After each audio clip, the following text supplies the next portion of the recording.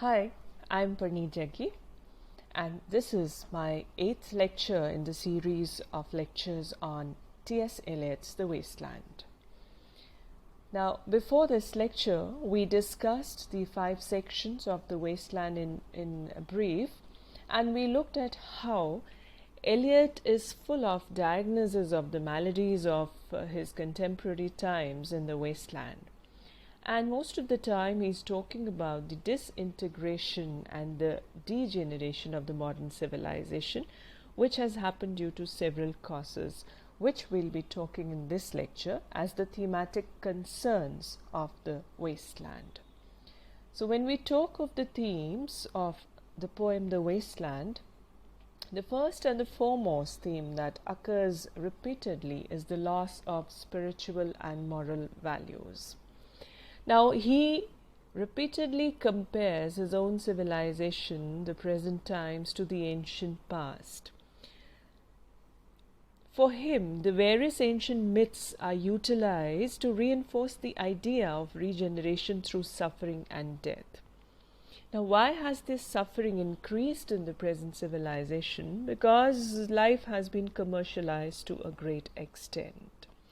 And in ancient times, in older times, people believed in intimate, deep and genuine human relationships. There were joint family systems, there were values that were followed, there were loyalties, but now people have become more self-centered and egoistic. So therefore, all this has led to the degeneration of the basic humanity and its core values. So then he is talking about the loss of religious faith, like he says the red rock or the Christ of or the card of the hanged man is missing. There are several hints in the poem which indicate and imply at the fact that we are facing an acute loss of religious faith, and as a result of that loss we are facing a loss of moral values, because of which we have lots of violence and corruption in the world. Then there are mentions of rebirth and regeneration. In fact, the first section, the burial of the dead, is all about death, burial and regeneration. Just as the critic Clenthbrook says about this theme, that the Christian material is at the center of this theme in the poem, but the poet never deals with it directly. So it is always implied that the theme of resurrection is made on the surface in terms of the fertility rites and rituals. So we see rebirth, regeneration and the symbols related to this regeneration time and again. In fact, the poem starts with the very first phrase, April is the cruelest month, in which he is talking about the reliving, the regeneration of the dried tubers and the dead plants which are coming out of the rocks because of the rain. So now then the basic idea about human relationships in this poem comes out, highlighted repeatedly in almost every section of the poem, in which he tries to say that we are now lacking the basic warmth of human bonding, of human love, and hence the relationship. There is complete shallowness leading to a lack of understanding, and that is the result of our being egocentric and self-centered, not taking into consideration the community values and compassion for other living beings of the universe. So then all these factors lead to an imminent danger, an imminent problem of humanity, which is stress and nervous breakdown, of which he himself was also a victim at some stage of his life. Because of the commercialization of life, our values are now altogether different from those of the past, due to which we are all the time in stress. For example, he takes up the reference of Mr. Eugene as an example of modern businessman, who is very adept in his business. He is fond of all good things. Good things means all attractive things in life, but what happens to him? Similarly, mental tension is taking over in every phase of life and in every section of society. Like we have several examples as the typist girl, like a taxi throbbing, we have Lil and her loss of interest in life, and so on and so forth. Then we have the theme of politics and violence. We see that Eliot was going through a tough stage of being mentally tormented by the prevailing conditions of World War I and the scene post-World War I, which led him to write this poem. So undoubtedly, he gives a picture of the chaotic structure of the European society after the First World War and the dirty politics being played in the world around him. Then there is sexual perversion and lust. We have a complete section devoted to this, the fire sermon, where he is taking the sermon of Buddha as the base of that. And we also have the section, a game of chess, in which sexual perversion is being talked about in detail, giving various examples of girls being raped and insulted, and the levels of ethics have fallen down to a stage where they cannot be repaired. So lust and sexual perversion has completely taken away the peace of the society. Then there is, of course, commercialization of human life. Business has become more important than any other value now. Then the mechanical life routine. Now, time and again, he is going back to Dante's Divine Comedy. And he is quoting London Bridge, the unreal city, to picturize a scene of the mechanical routine of the crowd crossing the London Bridge and walking through their routes to reach their offices when the clock strikes 9. And the crowd is just a crowd which is devoid of all ethics and ethos of human emotions and of warmth.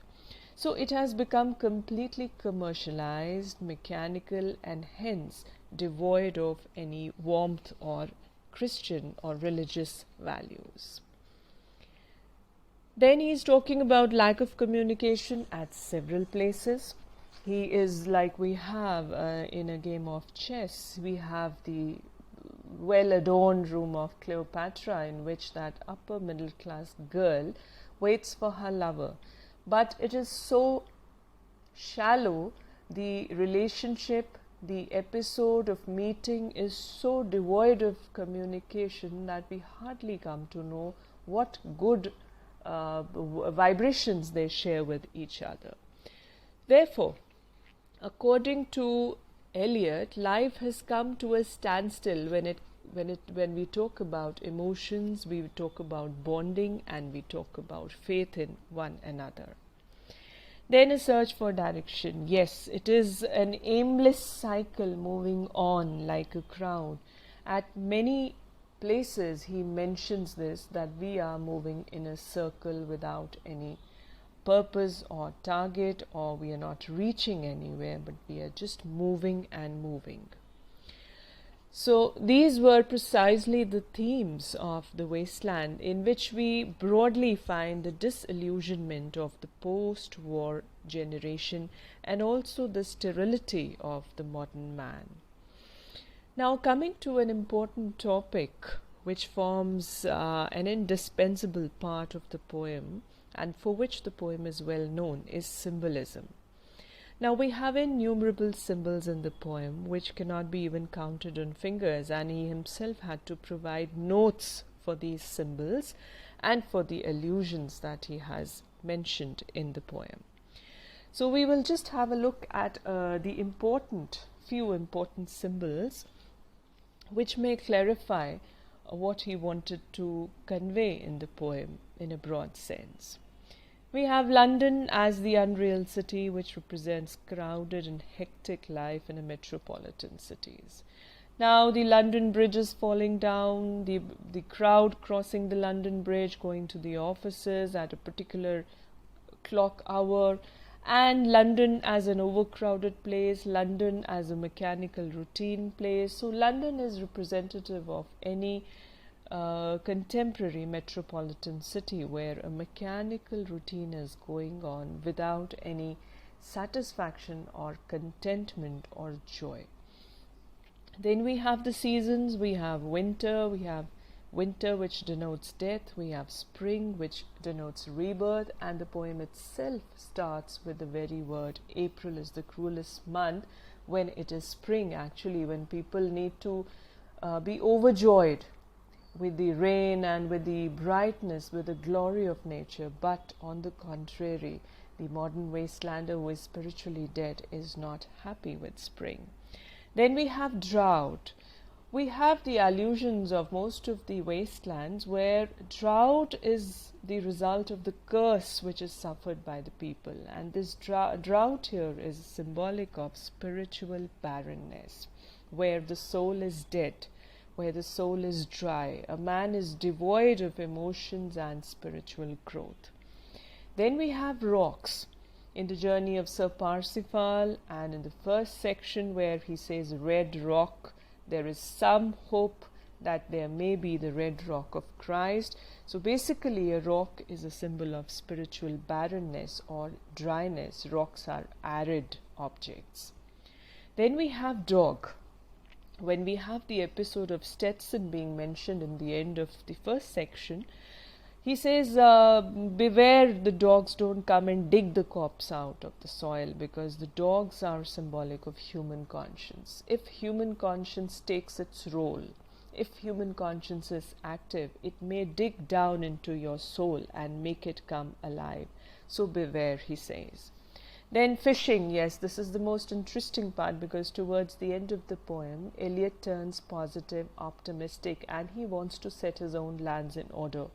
So fishing comes into role, that yes, there is a scope of fishing, means there is water, there is fishing, there is a hope of regeneration and rebirth. Then we have, of course, the fire sermon, in which we have fire standing for lust as well as purification. Fire burns you, but it also purifies you. Then we have other agents of nature, water as the agent of destruction as well as purification. We have a complete section, fourth, dedicated to water, death by water, in which the Smyrna merchant dies through drowning.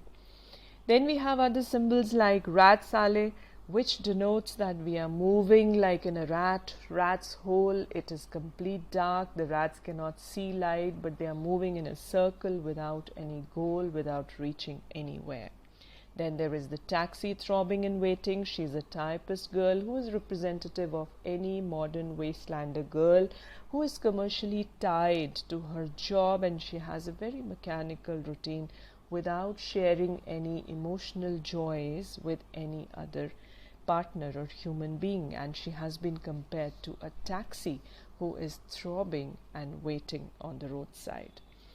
Then we have Thames River, London Bridge, the typist girl, the German princess, and the famous story of Philomela, in which Philomela is raped and then she turns into a nightingale. And this jug, he says, is the sound of Philomela, which still continues after so many years, after so many centuries after this story was written. We still hear the jug of the girls who have been raped and who have suffered a lot at the hands of men.